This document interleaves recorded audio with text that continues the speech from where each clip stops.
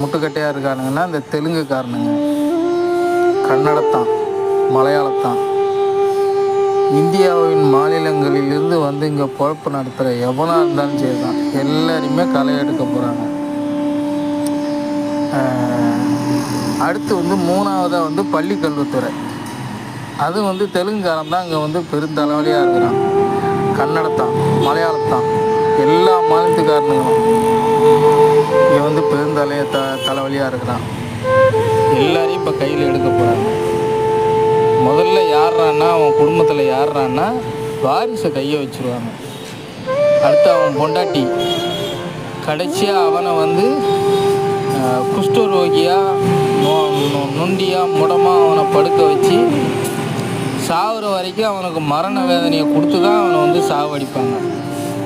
அதுக்கு ஒரு எடுத்துக்காட்டு இந்த விஷக்காந்துன்னு ஒருத்தன் இப்போ சமீபத்தில் செத்தான் பாருங்க.